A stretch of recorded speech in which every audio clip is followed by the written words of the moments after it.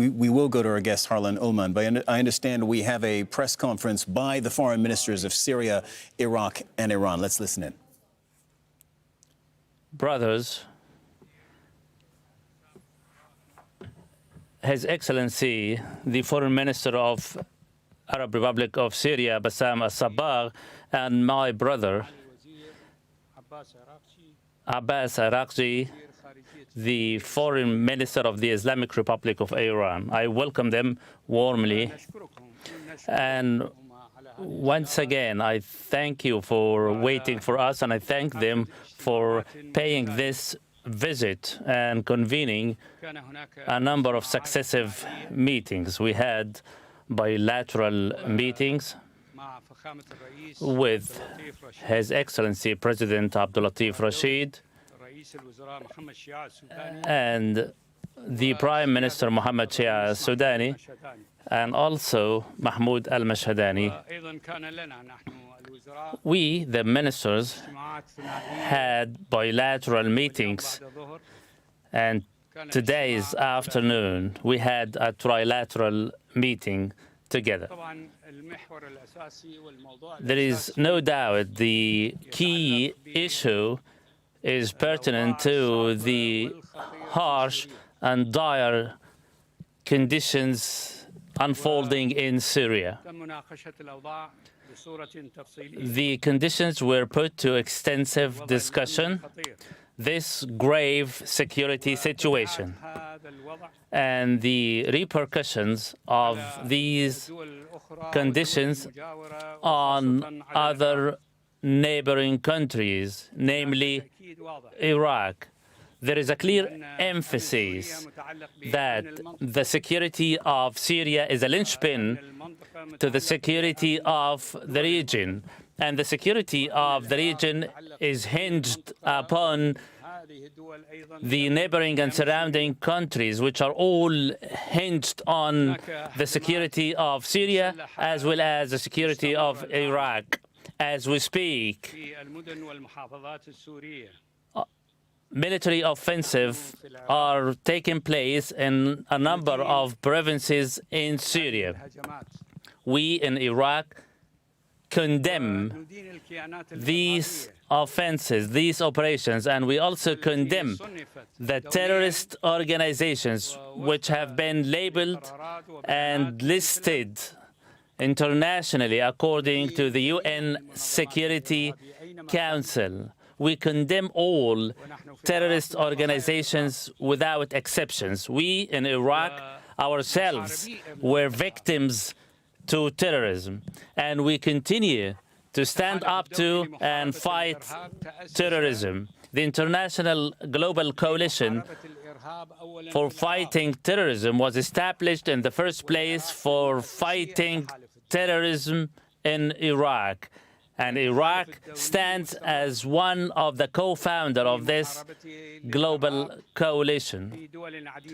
The coalition went on fighting terrorism in a number of states. Iraq's position is clear.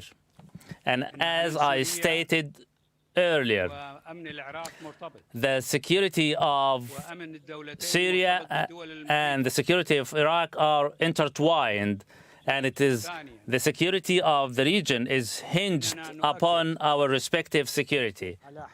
Secondly, we emphasize that the Iraqi territories and the Iraqi borderlines should be protected, and Iraq cannot be part of any terrorist attacks or any war.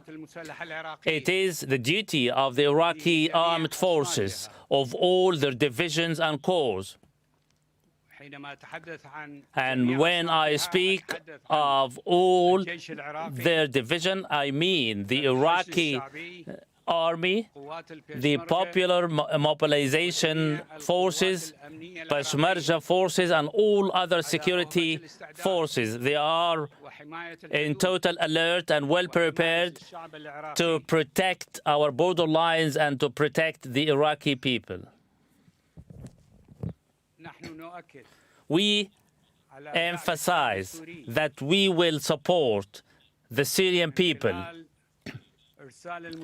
by way of dispatching humanitarian aid to the Syrian people, namely the displaced Syrians. Baghdad will take the initiative and will be quick to hold a meeting with a number of states where a conference will be convened in Baghdad in order to discuss the Syrian affair and the dire situation unfolding in that country. We will initiate diplomatic communication in order to reach certain understandings with the representatives of these countries. These states, part of which are members of the Astana meeting. However, the conference we wish to convene will be a Baghdad meeting, simply for the reason that the situation in Syria is important and concerns us. We, the three of us, examined and discussed the possible scenarios as well as the threats, be it within the Syrian borders or overseas, which are of concern to the Iraqi community and other neighboring countries. We will, similarly as our fellow, the Foreign Minister of the Arab Republic of Syria, we similarly will be calling for a meeting for the League of Arab States to convene immediately. And we will put into action all the diplomatic tools in order to reach a truce in the Syrian affair. We have already initiated communication with a number of fellow ministers, foreign ministers of Turkey and his Emirati counterparts, Saudi Arabia and Egyptian counterparts, as well as the foreign ministers of some Western and European states. We will continue with these communications in order to work together closely with my counterparts in Iran, as well as Syria, in order to coordinate our moves within all these diplomatic efforts. Once again, I welcome my fellow foreign ministers in Baghdad, and I thank them for the discussions, the important discussions we had, which all to the benefit of security and the stability of the region, as well as their respective interests. And they are welcomed in Baghdad.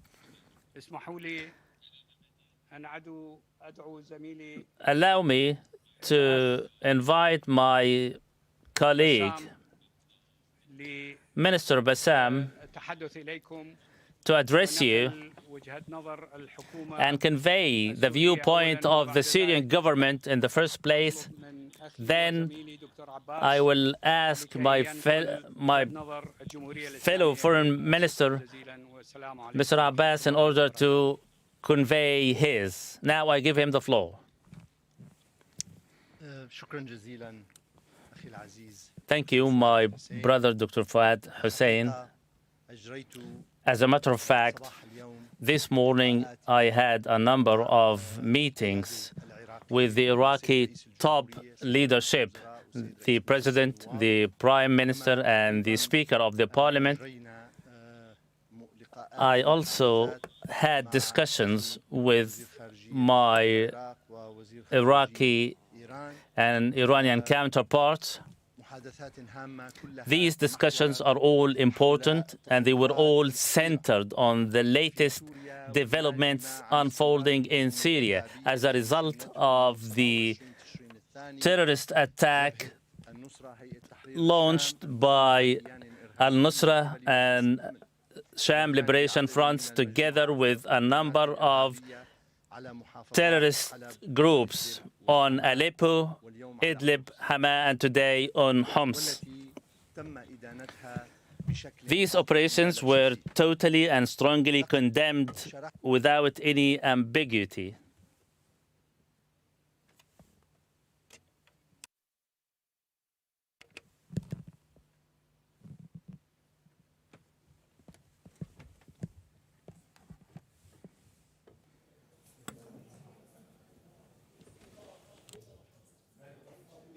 Okay, you've been listening to the press conference, and here we have it again.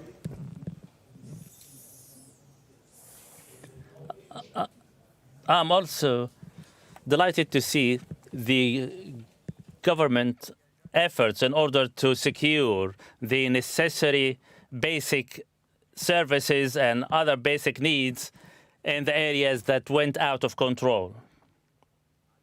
I emphasized and reiterated that the Syrian National Army are fulfilling their patriotic duties, standing up and fending off these terrorist attacks. However, their operations were proportional to the nature of tactics and redeployment scenarios. It is also reiterated that the National Army will continue to fulfill their duty against all those who may think to undermine Syria's security or stability. I reiterated to my fellow ministers that those behind these terrorist operations flagrantly violate the United Nations resolutions with respect to fighting terrorism. They are also violating other agreements reached under the Astana track. I also emphasize that this grave terrorist threat is not only to the stability and security of Syria, but also to the stability and security of the regional states. I openly and candidly explained to my fellow ministers the regional dimensions of... Okay, you've been listening to a press conference